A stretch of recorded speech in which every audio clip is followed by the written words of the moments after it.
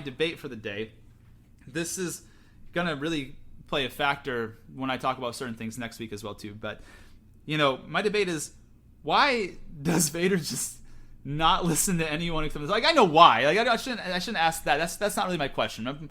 My question, I guess, is like, if he would have listened to the Grand Inquisitor and followed the insurgents, the path, and destroyed the path, that would have, in my mind, drawn Obi-Wan out again at the very least. If because Obi-Wan thought he was playing chess. Was like, hey, listen, I know Anakin so well, I know Darth Vader so well. He's gonna follow me and direct all attention towards me. That would have been a great moment for Darth Vader to be like, nah, he's expecting me to do this. I'm gonna go attack them to draw him back out there. So I'm gonna get two birds with one stone. I'm gonna take out the path, and I got Kenobi one-on-one afterwards because he's gonna have to come back and save these fuckers because he thought that I was gonna follow him. But guess what, bitch? I'm not following you. I'm outmaneuvering you. But no, he doesn't listen to the Grand Inquisitor. He plays right into Obi-Wan's hands, and he has this whole issue where he ends up defeated on one knee on this damn planet with half his helmet broken. So, I don't know. Just what the fuck is Vader's problem? This is the debate. I don't understand why he doesn't take any sort of advice from his advisors. They are his advisors for a reason, and you would think that they would be able to help out in some sort of way, but he just can't seem to overcome himself. Why can't he overcome himself?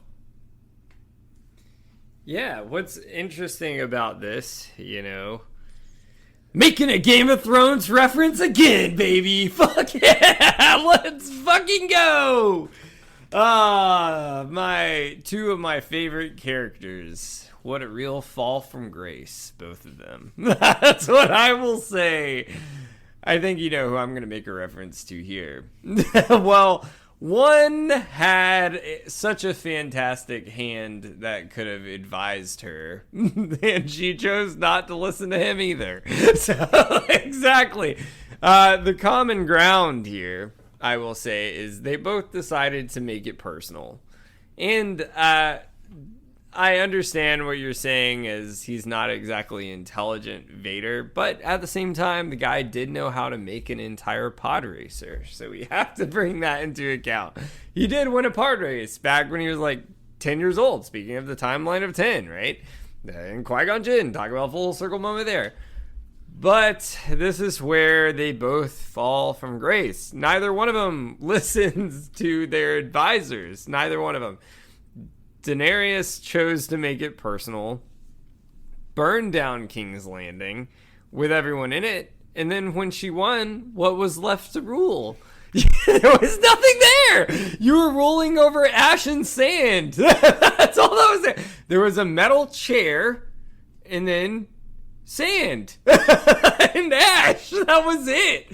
And then because of what you did, it caused the one person that could have probably talked you down to reason, that would have supported you the entire time, had to make a choice to kill you. Unfortunately, going to Vader here, you chose to make it personal. It probably would have drawn Obi-Wan out here and bring it all back to the same instance as Danny. The one person, if you had to listen to the real advisor you had your entire life, he probably would have been the one to support you the entire time because you were supposed to bring balance to the fucking Force.